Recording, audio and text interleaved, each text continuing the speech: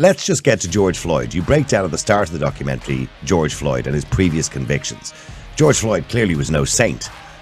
He had spent a lot of time being arrested and a lot of time in jail. Kind of let George Floyd speak for himself, and the visuals speak for themselves. But he had clearly had a history of doing just that. And you're right, the toxicology tests point to that happening. Again, he had 3 times the lethal amount of fentanyl in his system. Never in Minneapolis police history has body camera footage been hidden. The whole point of body cameras are to be transparent with the public. It's why taxpayers pay for them. I was so troubled as a journalist because the media was really privy to information that countered what these so-called leaders in Minnesota were spewing from the very beginning. The evidence seems to point to the fact that there was a lot more people involved with this. You have the police chief who says he called the Federal Bureau of Investigations, the FBI, within just a few hours after that viral Facebook video. I really felt like reporters became activists more than journalists.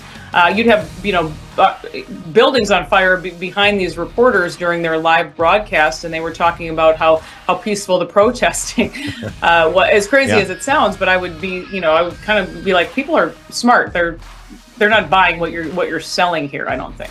You also have George Floyd talking about how he can't breathe before Derek Chauvin even arrives on scene. You have George Floyd's family hire their own medical examiners who, again, never